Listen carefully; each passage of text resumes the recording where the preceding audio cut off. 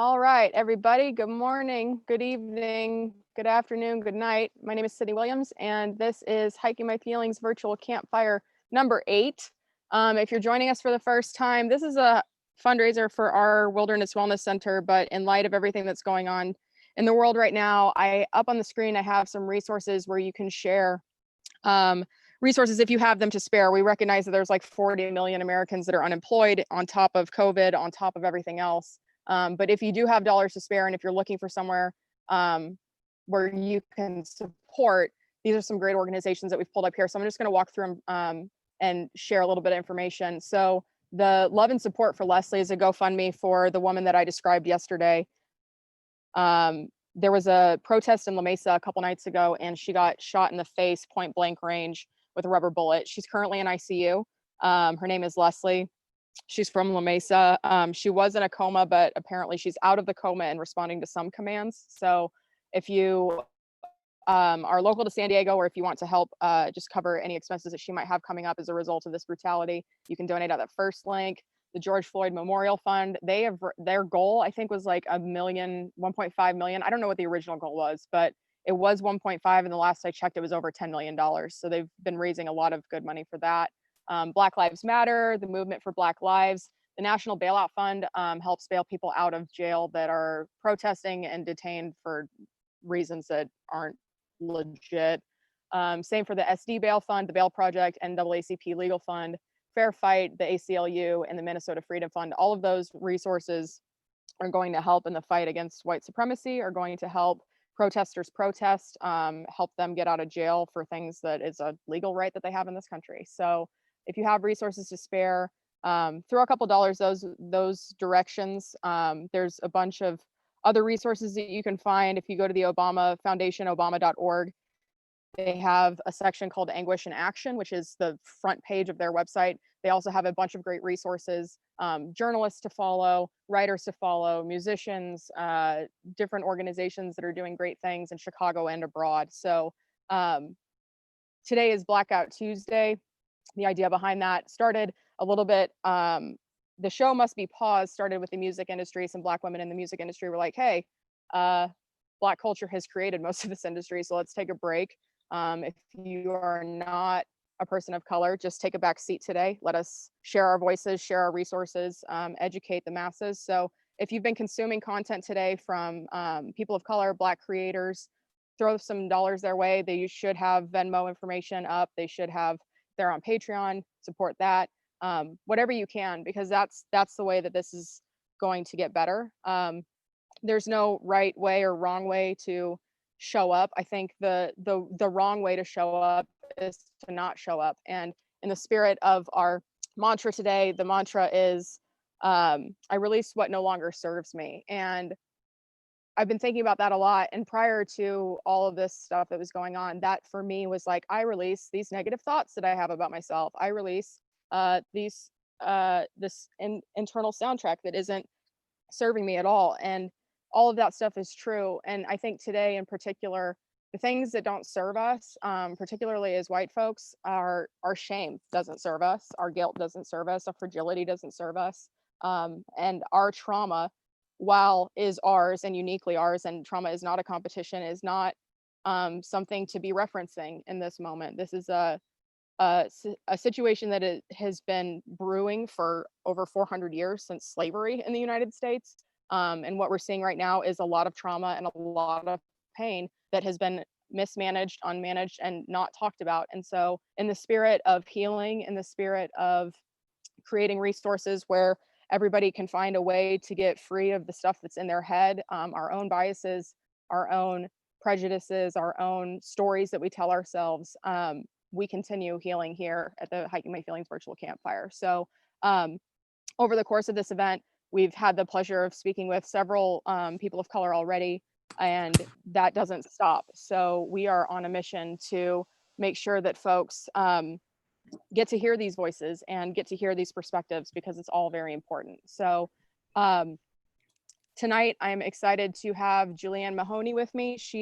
Originally we were going to be talking about intuitive eating. This chapter is all about diabetes, and intuitive eating is one of the things that helped me reverse my diabetes. But more than that, I think in this particular situation with COVID, with all the protests, with the riots, with everything that's going on, a lot of trauma is being witnessed and a lot of trauma is being triggered within us. So seeing this violence, seeing all of these things that are happening, is triggering for people. And we can't push that down and we can't ignore that because that's how we got here in the first place, by not talking about our feelings, by not talking about the things that happen to us, by just ignoring the pain and trying to numb it. And Julianne works with a bunch of clients, and I'm really excited to talk to her about how trauma can trigger complex emotions and what it means to nourish ourselves in times like these, both with food, taking rest, recovering, all that kind of stuff. Because at the end of the day, if you're committed to doing this work, which we all should be, and I would love to get a pledge from everybody that's watching to say that you are,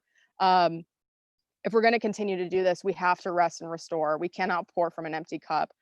So if nothing else, I hope that these 2 hours over the course of the next however many days we have left of this can serve as that for you. So if you're out on the front lines and if you're in the streets and you're protesting, stay safe, come back. If you have resources to donate, do that, and also restore and recharge and rest. There's so much stuff going on in social media right now. The news is on fire. It feels like the world is burning down, and in some places, quite literally, it is. But if we're going to survive this, we have to rest and we have to be able to come back and fight another day. We cannot run ourselves ragged and we cannot burn out. So in that spirit, we continue.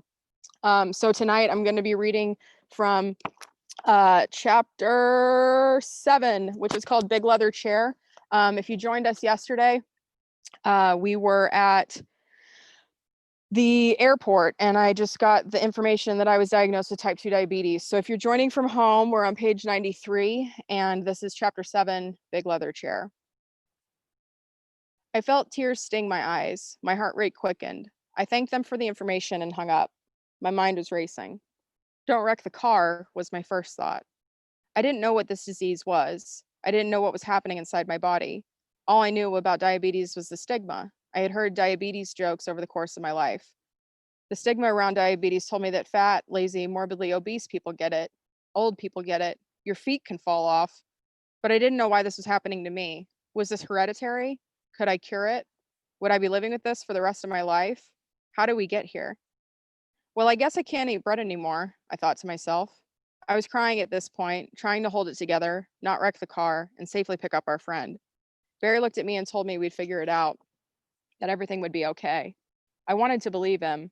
I wiped my face as we pulled up to the curb to pick up our friend.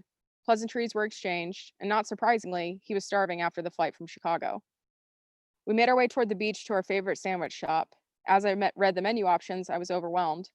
What did this food do to my body? Does this make my blood sugar better or worse? What can I eat? I figured I was already diabetic and one more sandwich wasn't going to make or break it, so I got my usual, a turkey club, bacon extra crispy, with avocado. We grabbed the sandwiches to go and walked across the street to enjoy them on the beach. We found a bench on the cliffs near the Pacific Beach Pier, and I held up my sandwich to the sky, toasting to what I imagined would be my last meal that included bread. In my mind, I had a little dialogue with my last sandwich, shedding a single tear as I held it up to the sky. Hey, Bread, it's Sydney. I think we need to break up. It's not you, it's me. Thank you for all the energy, nourishment, and comfort you've provided over the years. I just got diagnosed with type 2 diabetes, so I'm pretty sure we can't hang out anymore. Thank you for being such a pleasurable part of my life, but I'm afraid we have to part ways now. See you later, carbs. The adjustment into managing diabetes was excruciating. On our anniversary, Barry and I went to Juniper and Ivy, one of our favorite restaurants in San Diego. Richard Blaze from Top Chef opened this restaurant as one of his experimental kitchens, and it is one of our go-to places to take out-of-town guests or celebrate special occasions. Sitting at the table, looking at the menu, I started to cry. I was in the process of figuring out which foods were contributing to my elevated blood sugar and which ones were helping keep it stable, and sitting at a corner table, I was overcome with deep sadness. Throughout my entire life, food has been an expression of love. My father grew up around the restaurant industry and worked in hospitality through his 20s and into his 30s. He taught me how to cook, and some of my favorite childhood memories were made in the kitchen. I took to cooking quickly, and when I worked in restaurants to put myself through college, I developed a palate for fine dining and great wine. Barry also loves cooking, and spending time in the kitchen together was how we celebrated and shared our love for each other. Barry loves any reason to get creative with food and beverages and loves to create a whole menu around a specific theme. As I got older and life started getting harder, cooking was my escape. When the world was just too much, I'd find myself picking an elaborate recipe I could get lost in. In my most important relationships, food is the centerpiece, a safe space, a creative outlet. What was diabetes going to do to that part of my life? I looked up from my menu at Barry, who had reached out for my hand. I was afraid to take his hand because if I had the slightest bit of human touch, I'd turn into a puddle. My defenses would be completely down, and I'd have no energy left to retain the tears welling up behind my eyes. I grabbed his hand and let the tears fall. Is this what the rest of my life is going to be like, crying over menus, unable to celebrate with food anymore? I asked. He squeezed my hand and assured me that everything was going to be okay. As time went on, it got easier. Thankfully, the hospital had a great diabetes education program, and honestly, I hope every hospital does, because this is an epidemic. In the classes at the hospital, I learned a terrifying statistic. 49% of the adult population in the US is pre-diabetic or living with type 2, according to the American Diabetes Association. My doctor gave me a wide range of where my blood sugar reading should be when I wake up, after eating, and before bed. The analyst part of my brain needed data, so I would eat something, wait a bit, then check my blood sugar, rinse and repeat. I did this until I identified foods that were delicious and kept my sugar levels in the safe zone.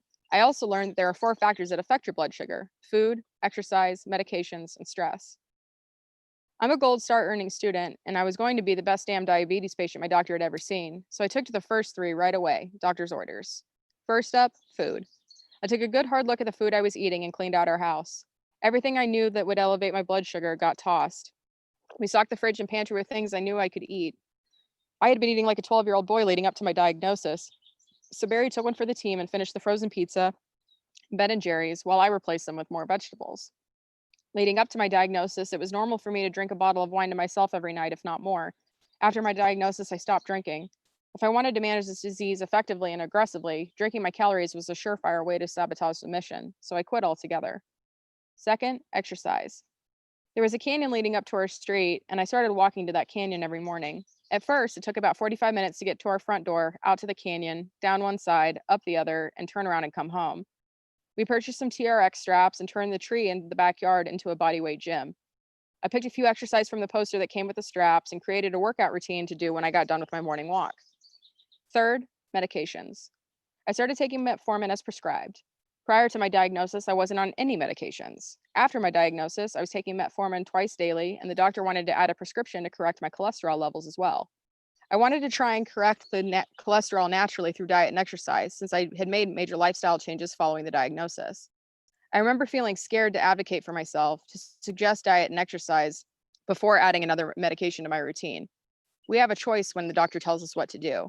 I'm glad I spoke up, and I'm glad she agreed. That quadrant, the 4 factors that affect your blood sugar, became my whole life. When I woke up in the morning, if my blood sugar levels were higher than the range specified by my doctor, I would scan the 4 areas. What did I eat yesterday? Did I move my body? Did I take my medications as prescribed? How's my stress? My physical body started seeing results, as one can expect after making dramatic lifestyle changes. Between my diagnosis date and mid-November, I had lost around 15 pounds. However, my blood sugar levels were still elevated. I had my nutrition dialed in, I was walking every morning, and I was taking my medications at the same time every single day. That last section of the quadrant, stress, was what I needed to address. So I dug deeper and did a scan of the different areas of my life. Friends, super solid, feeling very supported. Marriage, my husband is a saint and is making these lifestyle changes right by my side. He's all in on helping me manage my diabetes. Work, ding, ding, ding. At the time I was diagnosed, I was working with the marketing firm I had worked with before I left corporate America to skydive full time. In my role as director at this firm, I was leading email marketing efforts for NBC, and my diagnosis came the week before fall premieres, easily one of the most stressful times of my career. I knew I needed to make some changes in my professional life if I wanted to manage this disease effectively. While I had everything else dialed in, the one thing that remained was the stress. I had to get to the root of what was stressing me out. I worked remotely from our house in San Diego, but I was staffed out of the San Francisco office. It was common for me to fly to San Francisco in the morning and fly home that evening. Every week, I took the train up to LA and spent at least 2 days in the NBC offices, if not more. This travel was stressing me out, so I made the case to stop traveling. I prioritized doctor's appointments instead of working them around my career. Reducing my travel schedule helped with the stress, but it wasn't enough. Working in an agency setting, you're on client time. If they need you, they need you. For over a decade, I had been prioritizing client needs over my own. Something had to give. On the side, I was helping my friend with the branding and marketing for her startup. I knew joining a startup wasn't going to reduce my stress, but I figured if the work I was doing was something I cared about, in this case, women's empowerment and social justice, perhaps I could reduce my stress after all. I started toying with the idea of leaving the agency to join her team and suggested to my friend that when she was ready to make her first hire, I was interested in talking to her about what that could look like. I didn't know if that was actually on her radar, but you never know until you ask. There were a lot of factors to consider in that kind of decision as well. I knew my friend couldn't pay me what I was earning at the agency. I knew she couldn't offer benefits that would compete with unlimited vacation and platinum level healthcare. NBC wasn't the only work I was doing, and as more got added to my plate, my stress increased at the agency, and I started to consider other options. There are a handful of people who I turn to when I'm making life decisions. Barry, of course, as these decisions directly affect him and our quality of life. My mentor, Aaron, who has helped me navigate my career and life since we met at the South by Southwest Interactive Conference in 2009. And my best friend, Kat, who knows me better than I know myself most of the time. And of course, my family.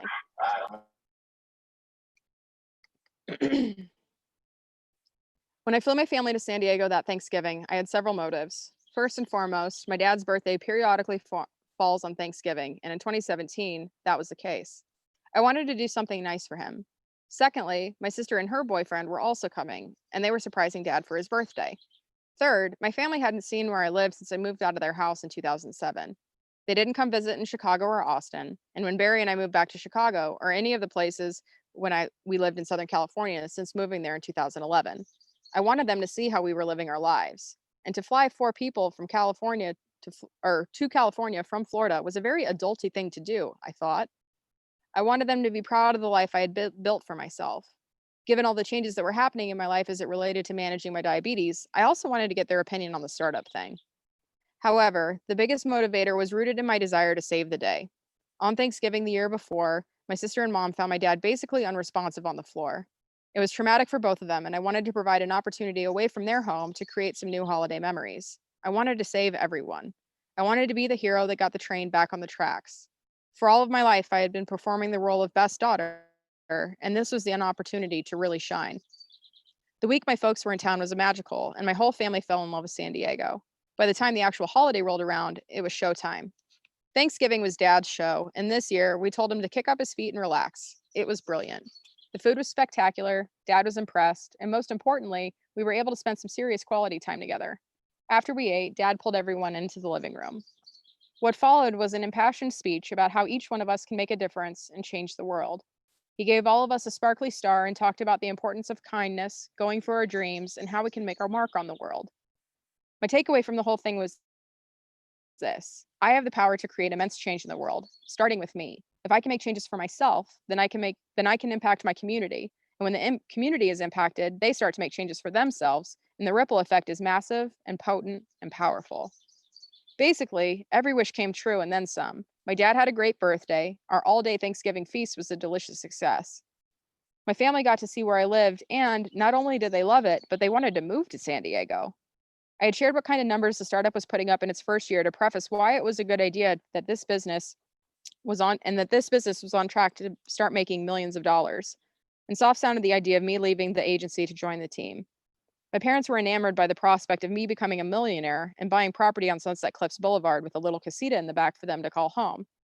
Memories were made and life was good. By the end of the trip, my sister and her boyfriend decided they wanted to get married on New Year's Eve. Between Thanksgiving and when we flew to Florida for my sister's wedding for New Year's Eve, I lost another 10 pounds. This chunk of weight didn't make sense to me though. The first 15 pounds I can attribute to the lifestyle changes. But after Thanksgiving, I had a hard time getting motivated to get outside for my daily walks. The food I eat was changing, as it tends to do during the holiday season. I was still taking my medications as prescribed. And though my blood sugar levels were trending down, they were still elevated. It wasn't until I got home from my sister's wedding and lost another 10 pounds that I started to connect the dots. Barry and I had flown to Orlando for my sister's wedding, and we were staying with my parents. When we got to their apartment, I sat down on the big chair in the living room, big enough for 2 people to sit in, and clarity hit me like a ton of bricks. For most of my life, I had been trying to prove that I wasn't a bad person, that I wasn't a bitch, and that I wasn't stupid, and that I wasn't fat. Sitting on that chair, being swallowed by worn brown leather and wrapped in Barry's arms, I sobbed. The things I was trying to prove I wasn't, were directly tied to some of the things my sister said to me while I was growing up. Kids being kids, sisters being sisters, and young girls generally being horrible to each other. I wanted to believe my sister didn't mean any of it, and that she was using weaponized language to get what she wanted in those situations. And for whatever reason, I wasn't equipped to know that the things that she would say to me were untrue. So I internalized them as truth and then set out on a mission to prove her wrong. At that point in time, I had lost almost 30 pounds since my diagnosis, and sitting on that chair, wrapped in my husband's arms, I felt like I had just lost 100 more. A literal lifetime of feeling like I was a fat, dumb bitch was released, and it felt glorious. So that is chapter 7, Big Leather Chair. And on that note, I'm excited to welcome Miss Julianne Mahoney to the show so we can talk about intuitive eating and how trauma can trigger some unhealthy coping mechanisms. So Julianne, welcome. Come on down. Sounds like the price is right. There's like I'm gonna preface this by like my neighbor's cat just found me and has been climbing all over my laptop. Just so you all know, there's like a cat rubbing up against me. He won't go away. But yeah, excited to be here. Excited to talk to you. Don't know whose cat this is. Just a random cat. That's fun. He's just like rubbing my legs. So introduce yourself. So tell everybody a little bit about who you are. What is the Outdoor RD, and what is your mission with informing people about intuitive eating? Yeah, so I'm Julian Mahoney. I am a registered dietitian. I'm currently based in Idaho, but I'm originally from Gaithersburg, Maryland. So I'm an East Coaster. And sorry, this like cat's tail is over my laptop. Please go away. Yes, so I am a registered dietitian and I work with active women to help them improve their relationship with their body, their diet, and exercise through intuitive eating counseling. So, intuitive eating is an approach to health that really focuses on wellness at every size. It's a non diet approach to health. And that's what I do with the Outdoor D. So, I am a huge lover of everything outdoors, from like hiking to climbing to mountain biking. And I'm working to bring intuitive eating into those outdoor spaces where it's still really full of diet culture. Yeah. So let's talk about that. So let's define diet culture for the folks that are watching and listening, because I think it's just so pervasive that before I became aware of the fact that it was a culture, I just assumed that this was the way I had to eat and this was the way I had to live. And if I wasn't dieting, I wasn't doing something right. So let's talk a little bit first about diet culture, and then we'll take it from there. Yeah. So diet culture is kind of the set of beliefs that our society runs off of right now. So it's this set of values that we all have just grown up accepting, that thin bodies or thinness is like the highest achievement that you can have. So it ties in a lot with morality. So we just automatically assume a lot of the times that people that are in thinner bodies are just, more successful, that they're better people, and then people that are in larger bodies are less successful, they're less worthy, they're not healthy. And it's just whole set of beliefs that we all have. They're kind of just dug into us from the first time we like open our eyes. That's just kind of how we've been grown up with. So and that appears in a lot of different ways. So diet culture, in general, is that belief. So that would be like social media marketing. You only see like usually really beautiful thin women. And it's the belief that, there are good or bad foods, you can't have gluten and all of this thing, these beliefs that we don't really challenge. So diet culture is really pervasive. Like, it is literally everywhere. You cannot go outside without hearing someone talk about their diet or how they need to lose weight, or, if they just lost 5 more pounds, this would be so much better. And it's just this, set of beliefs that we've kind of have ingrained in us from the time we're small children. that really affect every choice and decision we make in our lives.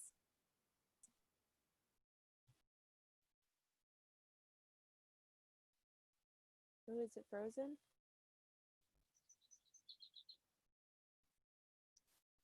Can you hear me? Yeah, hang on. Yeah, I can hear you. It was just a little choppy. Okay, I'm just trying to see if maybe I should switch to my phone, but we'll figure it out.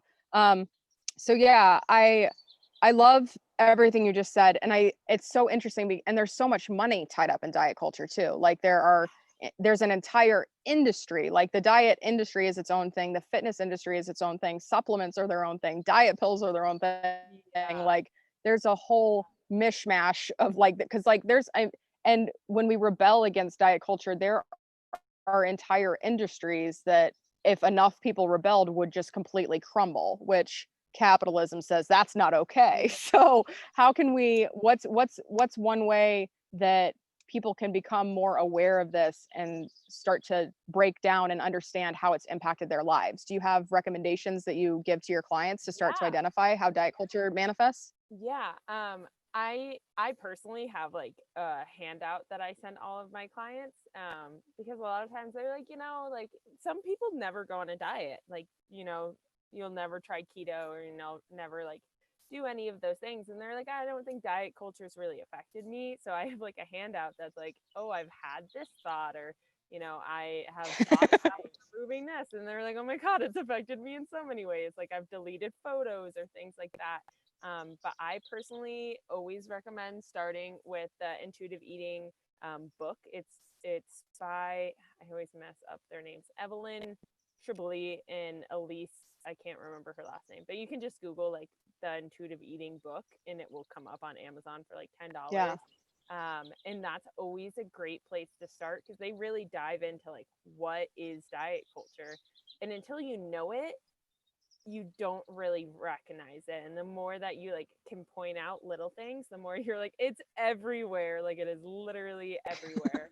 um and it's just kind of becoming aware. So just Googling like what is diet culture, starting reading articles, looking at intuitive eating coaches or dietitians to just like what they're pointing out as diet culture, because there's so many things that we just accept. We're like, yeah, people just use detox teas, and you just cut out bread when you want to lose weight, and then you start looking into it and you're like, that's not really normal.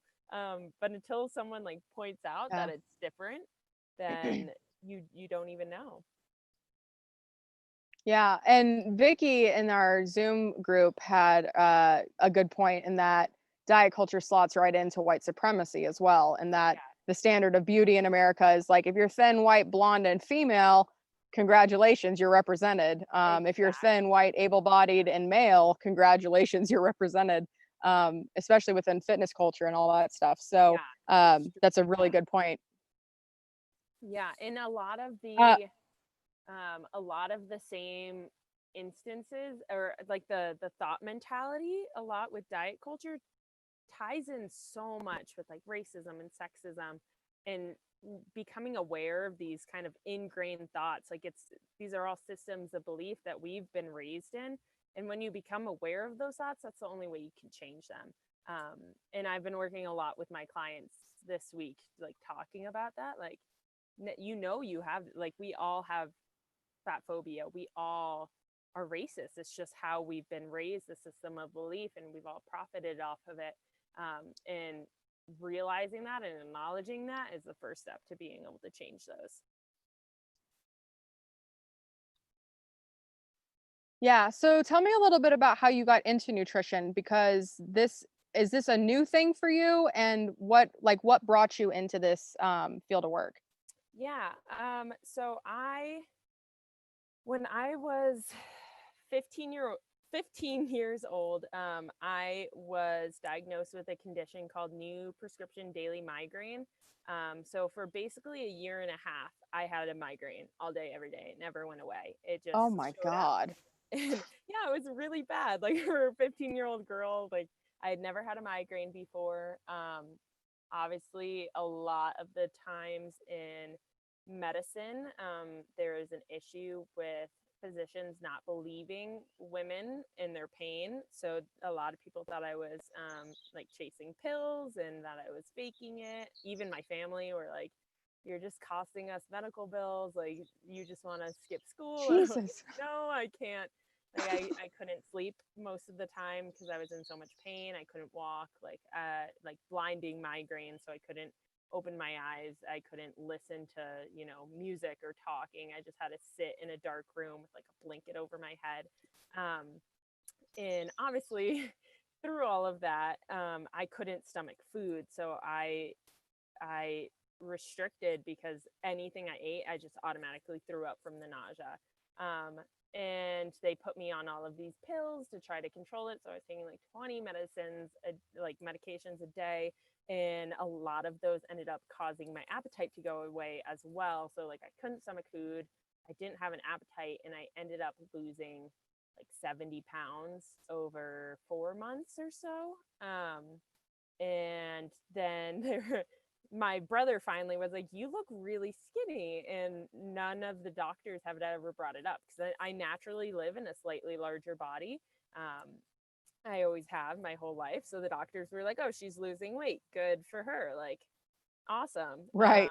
And then That's the goal. Be this big. And then my mom was like, "Weigh yourself." And I was like, "Wow, I'm less than 100 pounds. As a like 5'7" muscular adult." And she brought it up with the doctors, and they're like, "Oh yeah, there is a trend. Interesting." And I was like, "No one told me. I didn't notice. I've been under a blanket." This is a very long-winded story. I'm sorry. But yeah, so I No, ended up it's having great. Keep going. to a dietitian to gain weight because they were like, "This is a downward trend. We can't get food in you." So I went to a dietitian. I was like, no idea that was a job. And I was like, "This is awesome. This is what I want to do." But unfortunately, that kind of spiraled into an eating disorder. So none of the medications the doctors were giving me were helping. I wasn't gaining weight. My migraine wasn't going away. So I actually developed orthorexia. So I was obsessed with being healthy. I wouldn't let myself eat anything that was like more than 4 ingredients, or I could only have like 2 carrots at a time. And then like, yeah, half an apple was breakfast and the other half was dinner. And I got very obsessive. But it was in the name of health. So I thought it was okay. And I had always lived in a larger body. And for the first time in my life, I had this smaller body and people were praising it. And I wanted to keep it. I was like, this is the first time anyone's ever been like jealous of the way I look. And I got very obsessed with it. And I ended up deciding I wanted to be a dietitian so I could keep on being like the healthiest person ever. And I'd have all this knowledge. So I went to college to become a dietitian. And throughout that process, I learned more about like our body's needs and macronutrients and metabolism. And I was like, probably shouldn't be restricting. And I actually like liberalized my diet and brought myself out of that eating disorder. Unfortunately, that also kind of, usually if you've been a restrictor for a while, it turns into binging. And I developed a binge eating disorder to process a very emotionally abusive relationship that I was in for 5 years. And through that process of being a binge eater and kind of getting not just to the heaviest weight I've ever been, but the lowest mentally, I stumbled upon intuitive eating one day, and it just like revolutionized my life. And I was like, this is what I want to do. Like, I've been a restrictor, I've been a binger. I have hated my body since I was like a small child. And this is what I want to help women with. And yeah, immediately, like the day I found intuitive eating, I like read so many books. I started working on becoming an intuitive eater myself. And I was like, this is what I'm going to do with my life. And yeah, I got my RD like 6 months ago now. So it's like a really long process to be a dietitian. So it was basically 7 years of work. And I finally got Wow. I didn't realize it was that much school. That's wild. Yeah, so I have 2 degrees, one in dietetics, one in exercise physiology, since I do work mainly with active individuals. And then yeah, you have to do a whole internship process, supervised practice, which takes 9 months to a year. And then you have to sit for the RD exam, which is really hard. So it's like months of stuff. I think I took 6 months in total while I was working at the same time to study for that. And then finally started my business, and it's been amazing. Like literally everything I've ever wanted to do. All of my clients remind me so much of exactly the space I was in like 4 or 5 years ago. And yeah, that's kind of how I got to this place. I love that. That's so great. So let's talk a little bit about uh, working with active people. And are you like, do you see a trend that active people are really into like more of the orthorexia side? Do they binge? Do they starve? Like what, or restrict? Like what is there a trend among active people? And is that why you're looking to get into the active outdoor space? Yeah, there's definitely a trend. I would say it varies. I would say it's they all kind of intermingle. So I would say it's a lot of orthorexia, so a lot of that intense focus on health. Because especially in the outdoor Right. space, we tend to praise people that are like super healthy, super fit. Just in the fitness industry in general. So that orthorexic mindset, that like clean eating mindset, is really common in outdoor spaces. Um, and whenever you have any type of restriction, it's usually going to have a binge component with it. So a lot of my clients are like restrict bingers, so they are stuck in this like constant cycle. They have to restrict because that's what they're supposed to do, to be healthy and lose weight. You only should eat this much. And then, someone places like a plate of brownies in front of them and they just can't control themselves and they overeat. And then they all go day. Garfield on that plate of Yeah, brownies. and they're like, oh, I can't eat for the rest of the week because I ate those brownies, and it's just like this never-ending cycle. I specifically love outdoors. That's like my favorite place to like go, and that's how I kind of brought myself out of my first eating disorder, was through hiking and through climbing.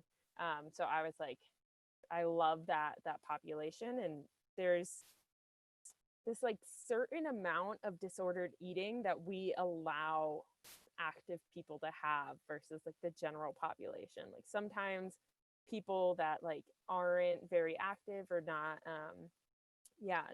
very active, they would get called out for doing some of the things that we praise in like hikers or climbers or mountain bikers, like not eating all day or like losing 5 pounds to send a route.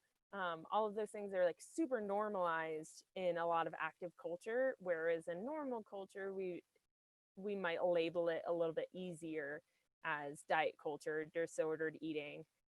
Whereas in athletes or just active individuals in general, we're like, oh, it's normal that you work out for 4 times a day and you measure all your food and you only let yourself have this amount of this and everything.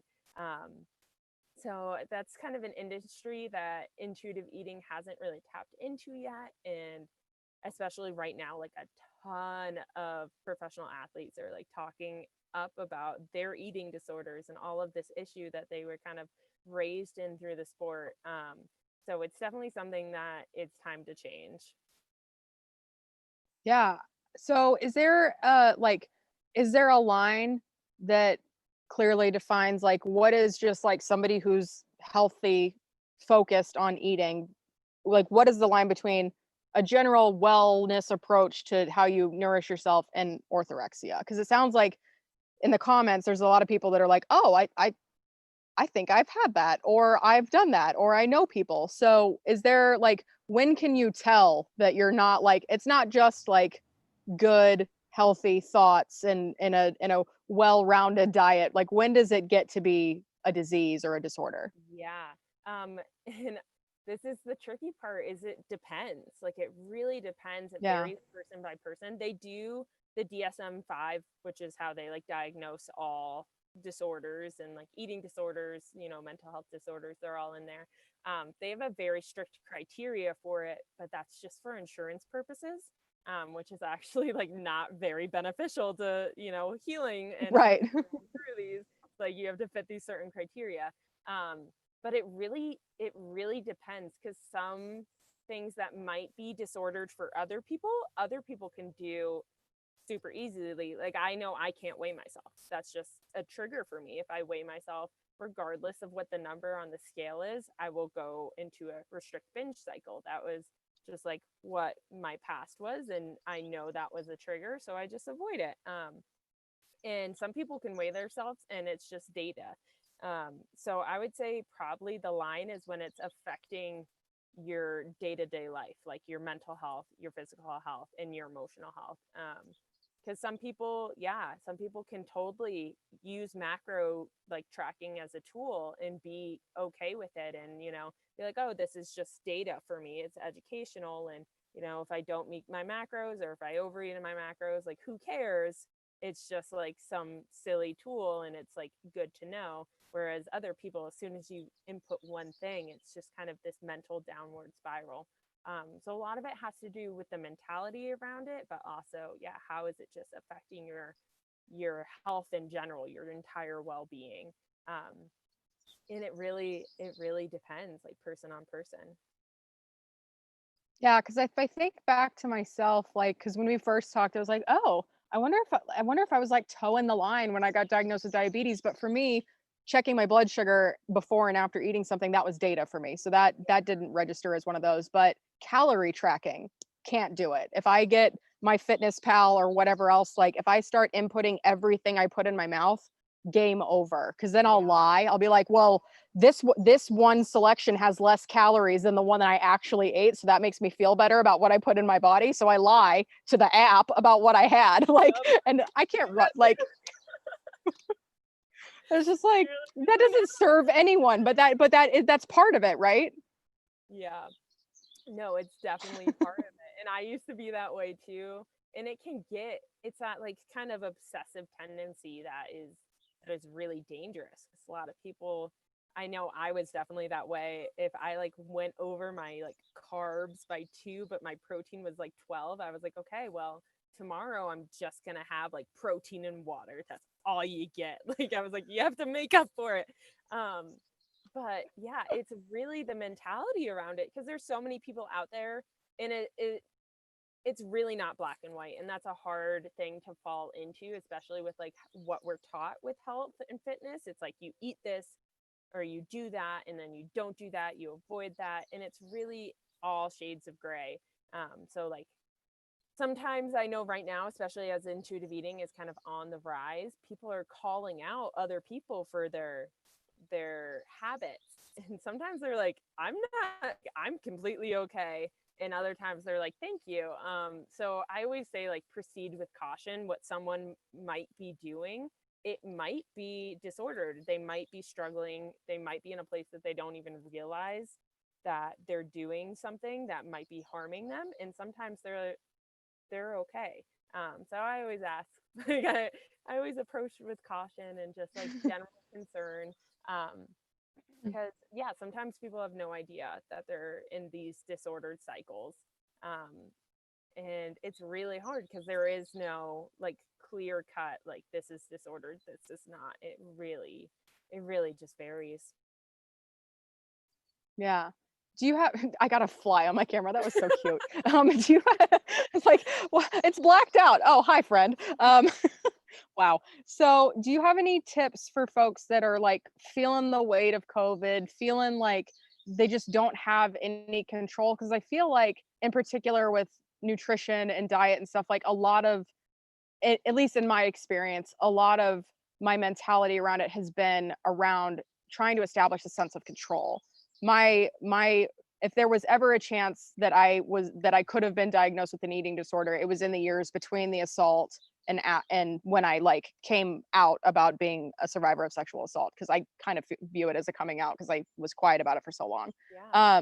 So are there any tips? Because the thing that is weighing in the back of my mind, and like a quick story before I like re-ask the question 8 ways. When I was first diagnosed with diabetes, like we threw out everything in the house that was going to negatively impact my mission to reverse the disease. So pizzas were gone, sugar's gone, like all the things, they go.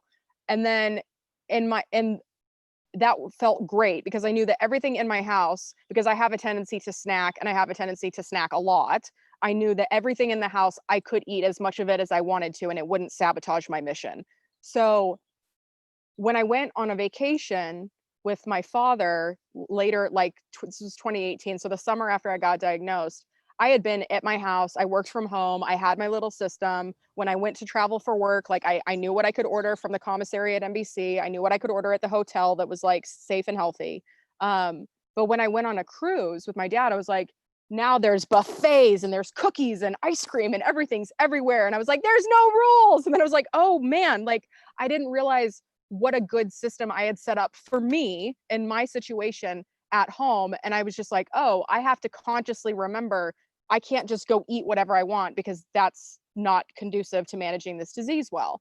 So for people that are like, I usually like if they just lost their job and now they can't afford healthy food, like what are some ways that people can like wrap their head around it or maybe just give themselves permission to have it be like a little bit weird right now? Like what have you been telling your clients? Because like I know that this is top of mind for everybody. Like I keep hearing jokes about the quarantine 15 and like all this other stuff. And I just want to like, how do we get through this? Yeah. So I would say the number one thing that I always tell everyone, I like say this at least once a follow up with each of my clients, is just do the kind thing for yourself, like each and every day. When you have a like, just give yourself Yeah. room to be kind to yourself, whether that's, having a TV dinner because that's going to save you the hassle of having to cook one night, or just taking an extra long shower. That's really what I've been preaching with my clients, is just give yourself space. Like, let yourself feel your emotions, let yourself process them, deal with them in any way that you need to at this time.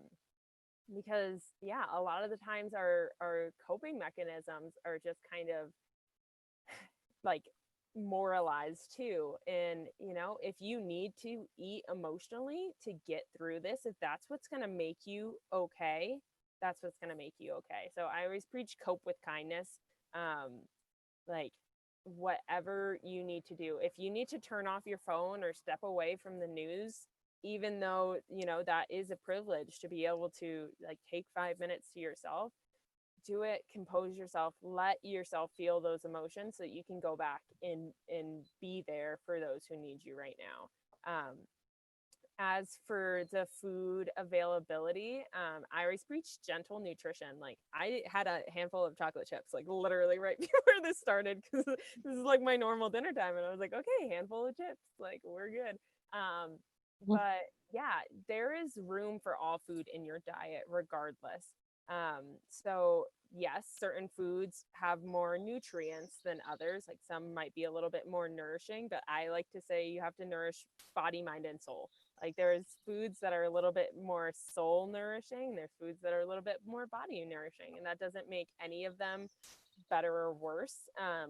But eating in a way that makes you feel good, body, mind, and soul. So sometimes that's a salad, sometimes that's a chocolate chip cookie, and you have the permission to, choose what you want to eat, what you need to eat in the moment.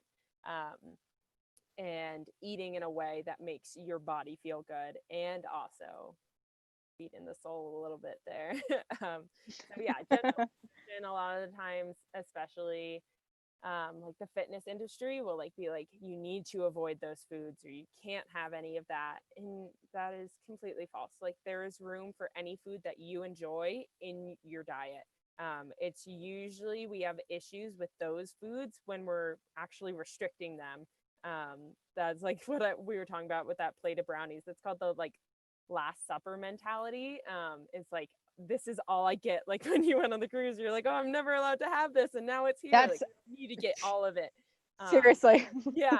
And when you don't have that restricted mindset around those foods, when you're like, they're there, I have the permission to eat them whenever I need them or whenever I want them, the kind of appeal, like the temptation of them, goes away because they're always there. Like, it's always available. Yeah. And when you tune into kind of how your body's feeling, body attunement, So how does your body feel after you eat a whole plate of brownies? Probably not very good. But how does your body feel after you eat like a brownie after dinner? Probably really satiated and satisfied. So there's definitely a way to include any food that you enjoy, um, with like grace, with kindness to yourself, and actually feeling good while not sabotaging your health. Did I ramble too much? Awesome. Okay, I so do that sometimes. no, that was great. We've got some awesome questions coming in too. So, um, Jess wants to know, is there any way we can support your goals for your work in the outdoor industry and with active folks? Just tell Share everybody about you. my stuff. Yeah. I do write a lot of informational blog posts. I really like science. So I write a lot of blog Yeah. posts, like doing debunking, and I also do weekly Instagram trainings on intuitive eating topics and whatever. People message me questions all the time, and I'll just like make a full video about it and send it out. So yeah, just sharing my voice is the best way to do that. I'm on Instagram at the_outdoor_RD.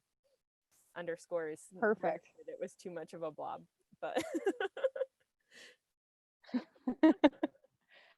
And then what is the best way to handle eating for someone who is pre-diabetic with high blood pressure, severe acid reflux, and pre-cancer polyps? okay, that is a lot.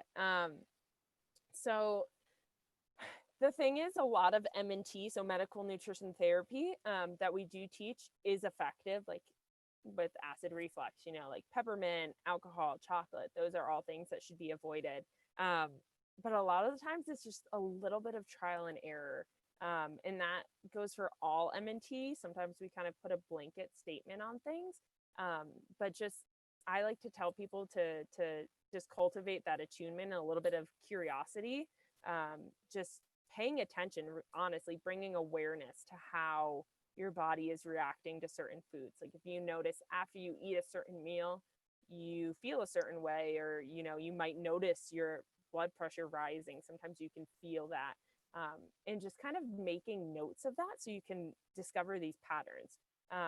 And that, like, I personally have some chronic illnesses, and that's the only way I've been able to manage them, is like you find out what works for you and what doesn't, and then you can actually become the expert in your body and figure out what is actually making it worse, what's making you feel better.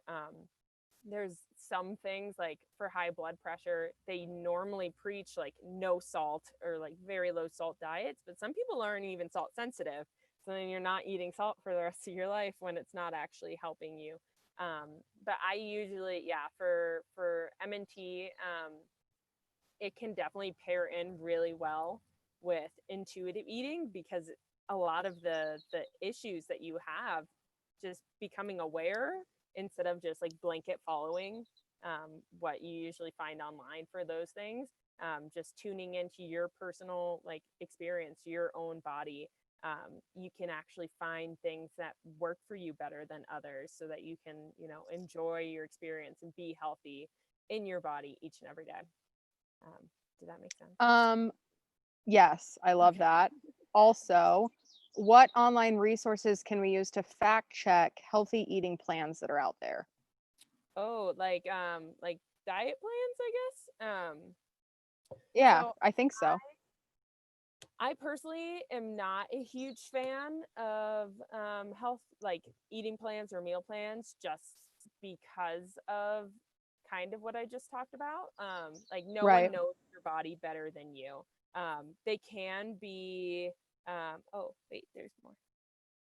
Like alkaline acid balance, blood type. Oh, those are not rooted in science. There's a lot about stuff out there, but like when you dive a little bit more into metabolism, which I always love to do because I'm a science nerd, but like if you're into it, looking up like your metabolism of how you actually digest food, regardless of like if you ate an orange or milk or whatever bread, the pH of it doesn't affect how you're digesting it. Same goes for blood type. Like a lot of that has been gaining a lot of ground in the fitness industry, but it's actually not backed by science. Same with like intermittent fasting and a lot of these like kind of fad diets that have been popping up. They haven't been scientifically proven yet, at least, that, you know, maybe in 20 years we'll have data. But just at this time, like, there's been no proven effects that you have to eat a certain way if you have a certain blood type or anything. Yeah, I take a very science-based approach because I love science and it's like rooted, Yeah. it's proven. Whereas a lot of the diet industry is just like, have this detox tea, and then you're like, I have a liver and a kidney, like I'm good. So a lot of it, yeah, a lot of it I deal with, yeah, a lot of it I deal with education, because a lot, I mean, a lot of times we don't learn in school like what our organs do or how our like metabolism actually works. It's super complex. So I spend a lot of time just doing like education to help you, because I think it's so much easier to like understand. Like, it's so much easier if you have diabetes to understand like what is actually happening when you eat a certain thing. Like, eat white bread versus if you're having like white bread with peanut butter on it, like your body metabolizes those two things so distinctly. So yeah, I love the science. I love the science. And we had a question from Vicky. She said, I'm vegan in part because I believe the factory farming industry in the US is heinous. Agreed. Both for the animals and for what ends up coming out of them and into people's mouths. Do you have an opinion on meat in general, the American industry, and alternatives? Yeah. So I normally don't come out and say it unless people ask. That cat keeps on scaring me.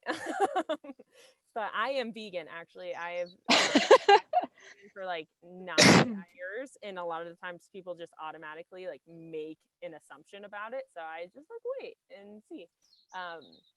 And I personally think that there is a room for everyone to have food preferences. So I view veganism as more of like a food preference than a diet rule, which not everyone Right. Same for us. or not everyone in intuitive eating like agrees with that. I've had several heated debates about that, because a lot of people are like, oh, you're not letting yourself eat everything, and I'm like, well, even if I ate meat, like, I've never liked like whipped cream, I've never liked gravy, and never liked lobster. Like, you're allowed to have food preferences. And I think especially with like the farming industry, like I am a vegan because of ethical and environmental reasons, and those reasons are so strong that I do not have the desire to eat meat. Like, it's that simple. So I totally support people refraining from eating meat or refraining from dairy for environmental and ethical reasons, because yeah, you're allowed to have food preferences. There was a second part of that question, alternatives. When I became a vegetarian, that was like right before I became orthorexic, and at that time I was like 13. But there was no alternative, so that was something that's like super fun to see, first off. But like finding almond milk, I had to go like the super specialty store. So it's been fun to kind of watch everything evolve. And now that, like, in the past couple of years since I've found intuitive eating and I've kind of let go those food rules, because when they first came up, I was like, no way, that's so processed. But I think they can be a really beneficial tool to have. Like, I keep those little like deli slices in my fridge for when I need them. Yeah, I eat tofu and tempeh and seitan. I believe that, like, as long as it makes you feel good, like your body feels good, you enjoy the taste of it, it definitely can be included in your diet. And yeah, there's no good foods or bad foods. I'll always preach that. Yeah, and yeah, they've I been love that. fun to like test out now that there's so many of them. It's ridiculous. They're everywhere. It's awesome. Yeah, it is. Well, and it's nice to have the variety for sure. Like Vicky, who asked that question, joined us out here for a retreat back in January, and she brought like 4 different kinds of vegan jerky, and I lost it. I was like, these mushroom jerky is amazing. Like, it was just, everything was so good. So I'm really stoked to see more alternatives and different different products coming out. So where can people find you? We talked about Instagram. So you're the_outdoor_RD. Yep. Let's talk about website. Are you taking more clients? How can people get in touch if they want to work with you? Yeah. I like live on a busy street. I'm sorry. So like a person on a tandem bicycle just rode by, and that's not something you see very often. I'm very easily I love it. yes. So I do have a website. It is the same thing without the underscores. So just theoutdoorrd.com. I do have like a 30-minute free training on there that just kind of dives into like how to start intuitive eating. I also have all like my blog posts and vegan recipes because I almost went to culinary school before I decided to be a dietitian. So I like to play around with recipes a lot. But yeah, so Awesome. theoutdoorrd.com. And then I am taking new clients right now. A couple of mine are about to graduate, and I will miss them very much. Fly the nest. So proud of them. I know. I get very attached to people very easily, and I'm just like amazing to see them all just like grow into their own as intuitive eaters. But yeah, I am currently taking new clients. And then yeah, I only use Instagram. I think I have a Facebook page, but it's just reposting everything from my Instagram. And then I have my website. Yeah. Awesome. Well, cool. Thank you so much for joining us tonight, Julianne. It was super helpful. We'll include all of those links and stuff in the notes on the YouTube broadcast and everything. So thank you for being here. It's been a pleasure learning more about intuitive eating and all the fun tips and tricks you shared. So thanks. Thank you. Yeah. All right. So up next, here a little bit. Plug in this little microphone here. So my next guest is Mr. Jason Joves. He is aka DJ Dirt on Twitter and on Instagram, not Twitter. So I found Jason because I used to troll, and by troll I mean really excitedly watch people hike the Trans-Catalina Trail on Instagram by following the hashtag. So he did a trip and I found him on there, and we're going to talk about all the fun different things that happen on the Trans-Catalina Trail. So I'm going to turn. Boop, boop, boop, boop, boop. Hey! I've been sitting here this whole time.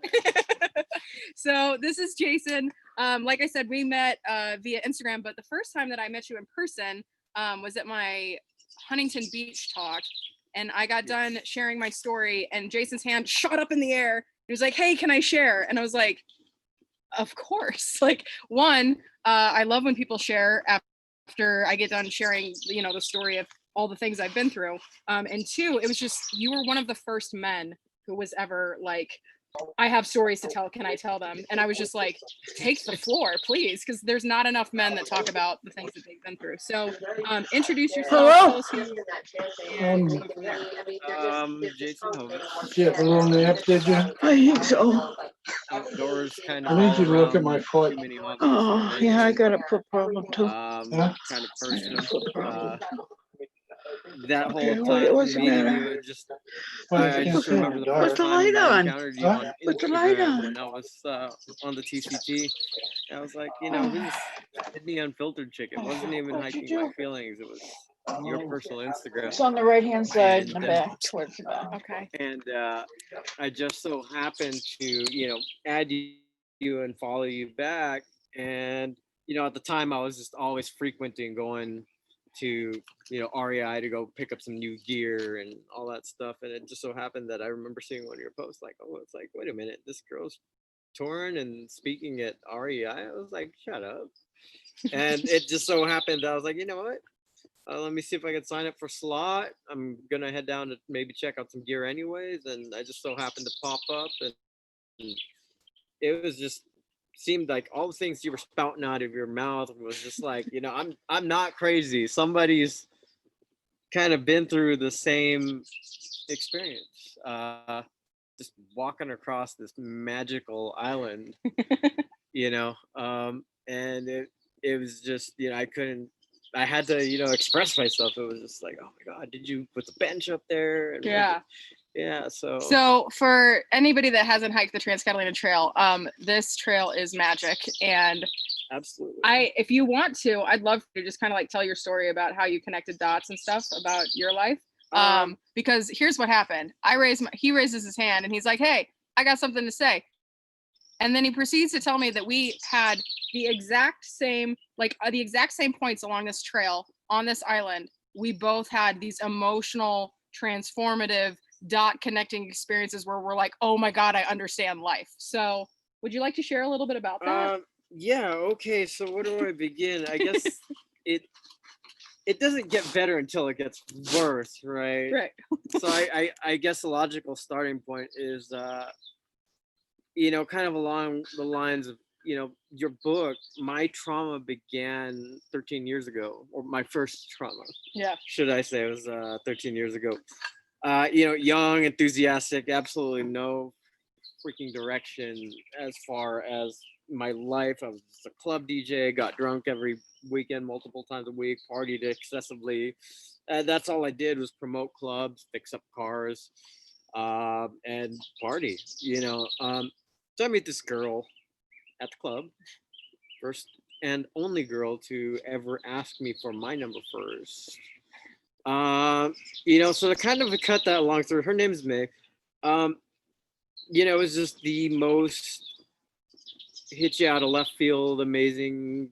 Everything is just this magical fairy tale, just sort of ironing itself out in the most wonderful ways. And, I was Mr. Club DJ trying, to be Mr. Popular or something. And here's this girl that just kind of comes along.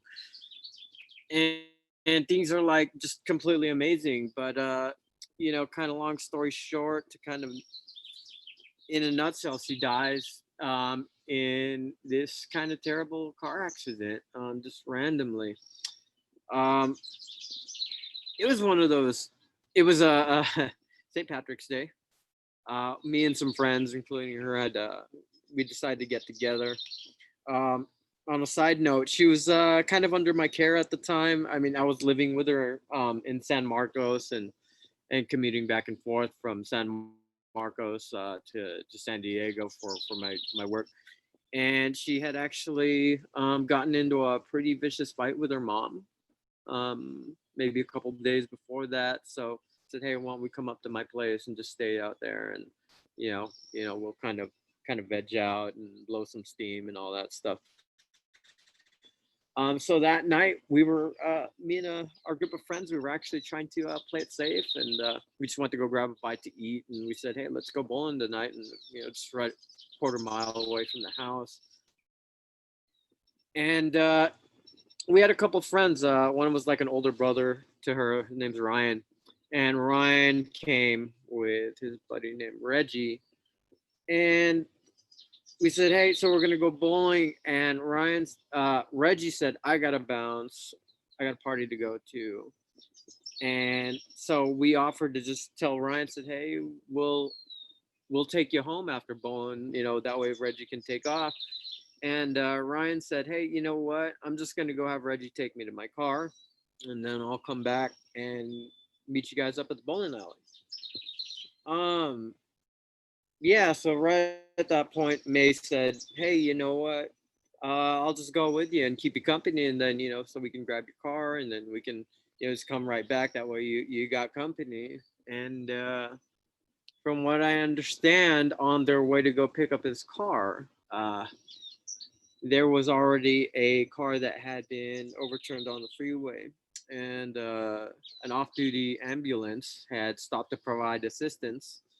And somehow, for whatever reason, maybe it was careless, maybe not, their car that they were in ended up slamming into the back of this ambulance and rolled over multiple times. For what I understand, they had to cut the top of the car off to pull her out.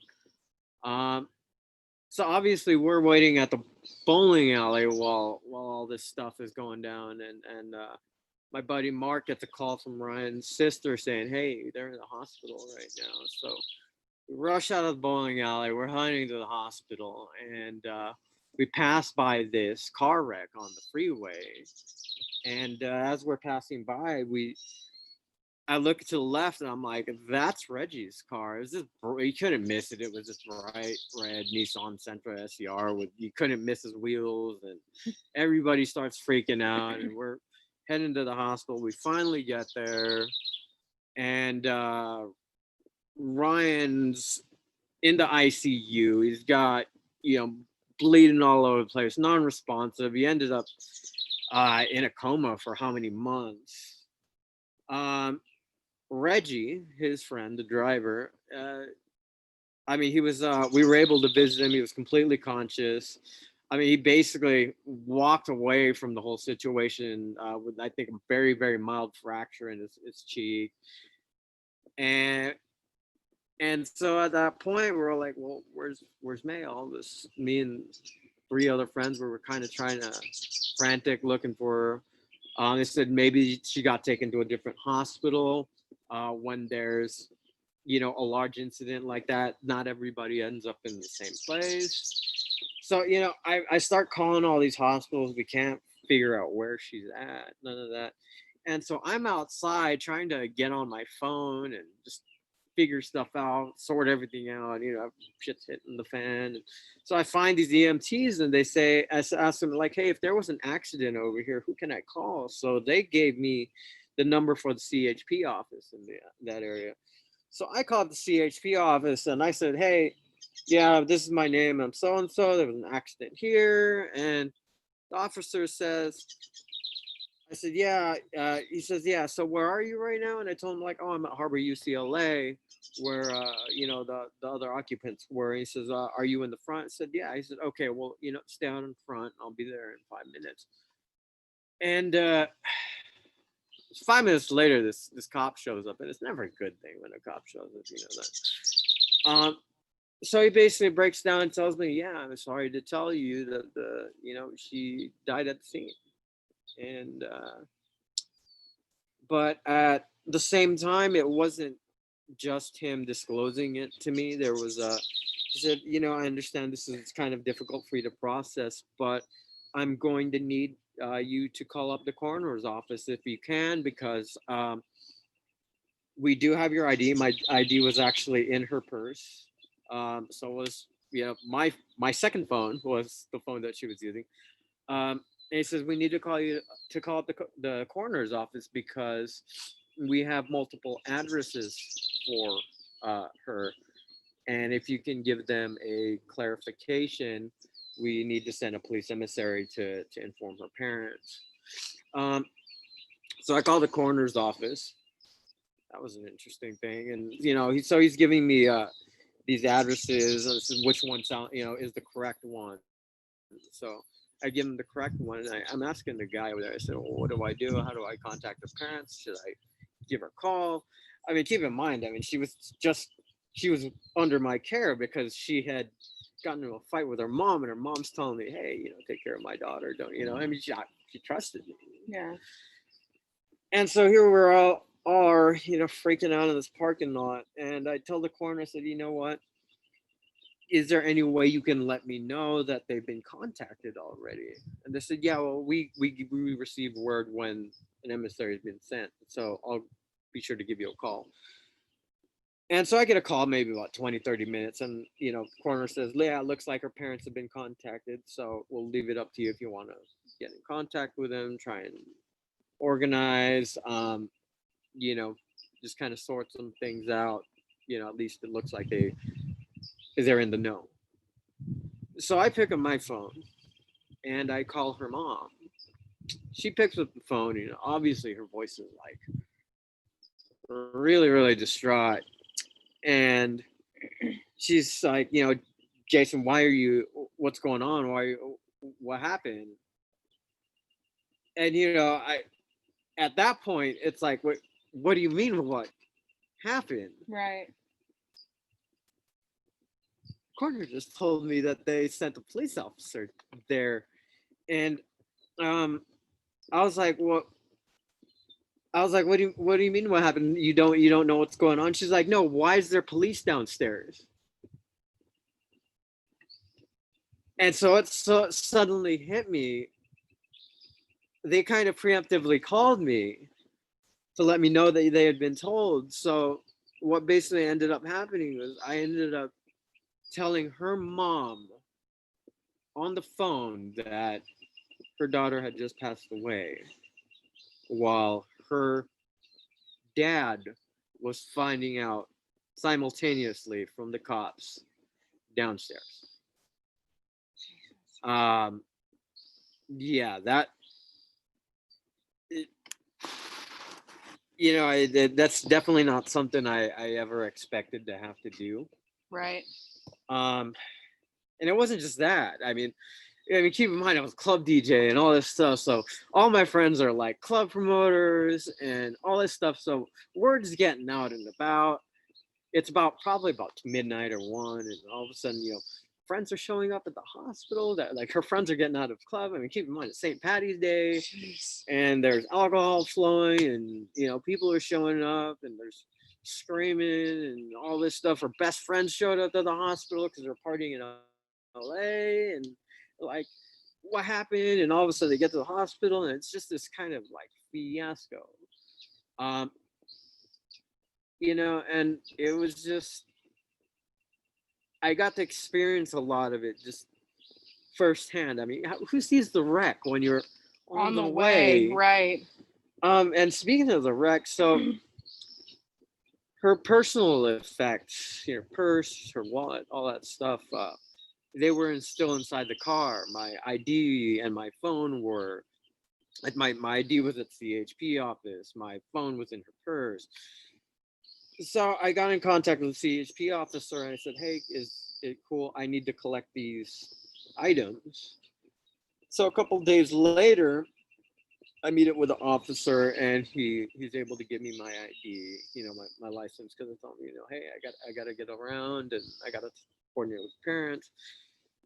And so I end up at the impound lot, and I finally get to see the car firsthand in person. I mean, nobody else other than Reggie, the owner of the car, got to see that vehicle.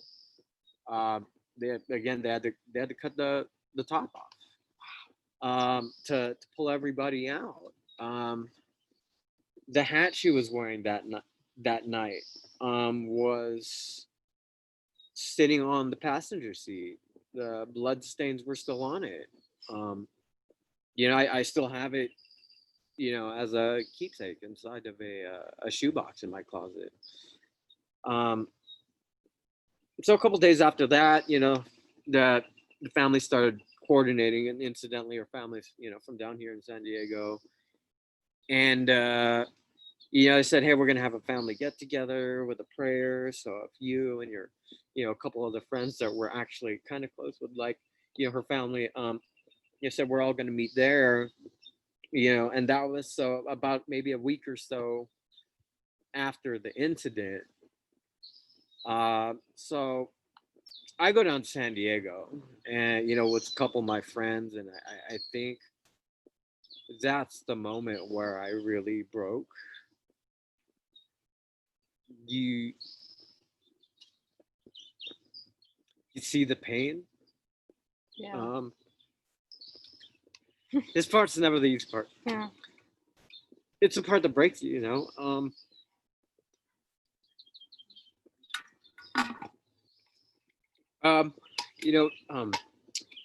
knowing that, I gotta back up a second. So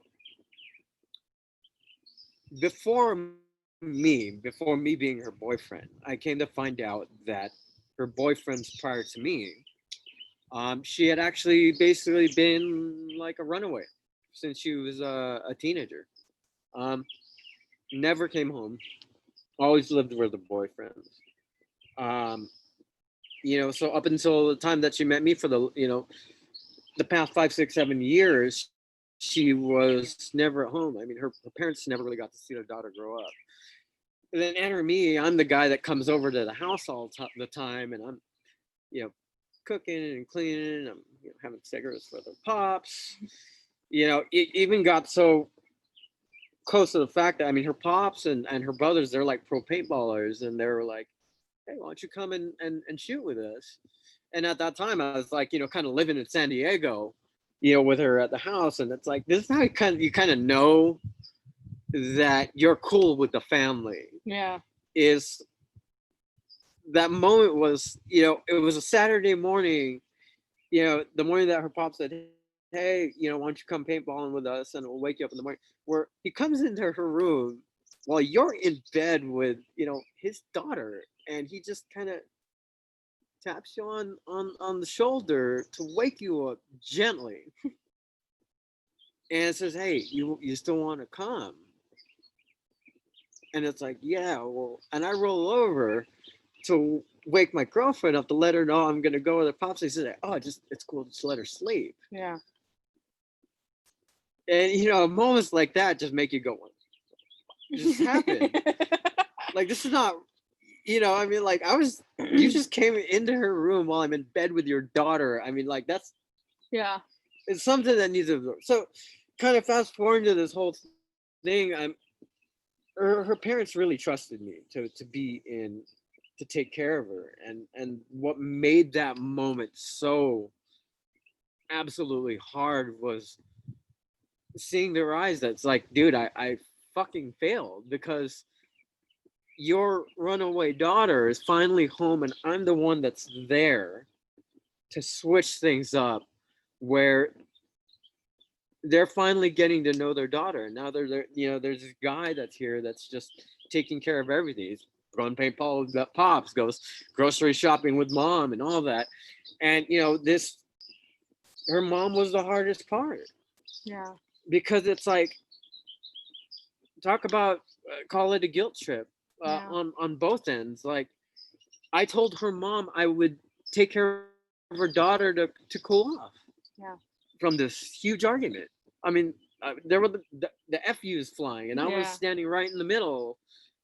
And before we left the house, I told her, like, don't worry, Auntie, I'll take care of her. I'm just gonna let her blow off some steam.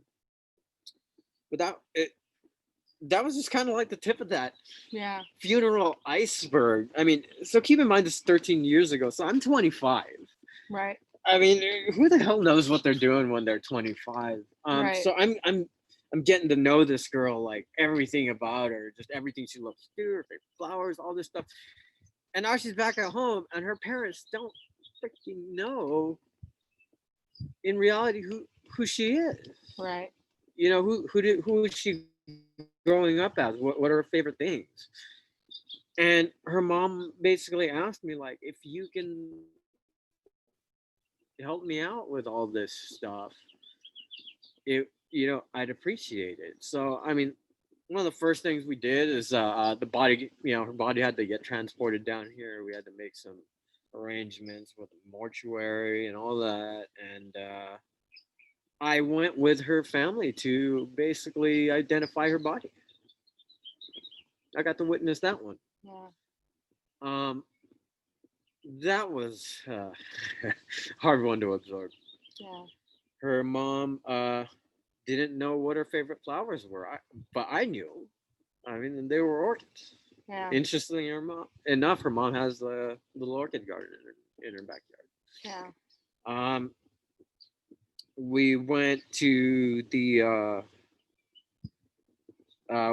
cemetery to make the funeral arrangements. I was there for that. I picked her casket.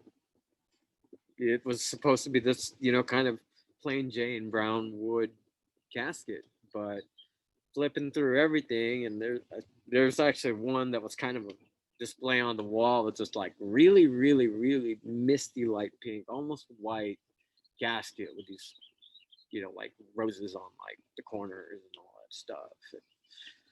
So I picked her casket, and then I one of the things that kind of broke me was going to the bank with her mom. She said, hey, this is my secret bank. Funerals are expensive. May had this really beat up ass car. Yeah, I don't even remember what it was. It was like a Pontiac or a Buick or something. It was on its last leg. And her mom goes to this bank and she pulls out all this money because, funerals are expensive. And she's like, you know what I was saving this for? This was money I was trying to save to buy her a new car. you know, Damn. she's like, because I'm scared that when she goes to visit you with that thing, you know, Yeah. driving up to LA, I'm scared she's gonna get stuck on the side of the road. Yeah. You know, it's like these things that just kind of like make you crack over and over and over again. And the whole experience was just surreal. So like after the fact, I mean, we have her funeral, and it's just this crazy, like hundreds of people showed up for this girl because she was like kind of Miss Popular, or one of the Miss Populars in the club scene. I'm just, you know, one of the DJs that's in the club scene. I don't want to say I was like some sort of celebrity, but I knew a lot of people, you Yeah. know, and there I knew a lot of production crews, and they all knew us, and it was just, there was so much energy for the viewings and the funeral. I mean, there was, some people were making huge monetary donations, and all these fixed up cars were coming out. It was like almost like this Fast and the Furious like car parade for her, with all these like club promoters and all this stuff. But it was just like super solemn event that with all this energy for everybody, and everybody that was, damn, these flies are killing me. Yeah, they are Everybody's- loving you. I was like, Yeah, I it swear was- he doesn't just walk around life I'm going like I'm- this. He's just God, getting I swarmed. can't imagine what the life he looks like right now. But it was just this gnarly experience that it affected the closest of us so much, to the point that right shortly after, nobody left my house. Yeah. We were just this bunch of people in my house that were just grieving. So maybe a couple months down the road, like, they're still in my house. Nobody wants to go home. Yeah. Everybody's just keeping each other company. So I'm like, you know, I need to do something with myself. I'm tired of being idle. I almost don't even know what to do with myself. You don't know what to do with your hands. Right. But you feel like you're just wasting away. And I should have shared it with you yesterday, but I remember what the last thing she ever said to me What was that? before she got in that car with Ryan and Reggie. Right before she left the restaurant, she kissed me on the lips and said, "Be good. I'll be back." Or basically just said, Yeah. be good. Yeah. What the? What is that? What does that mean? So, well, I mean, so that was 13 years ago. 13 years ago. That was crazy traumatic. Yeah. You had some other stuff happen. Your pops passed away. He had cancer.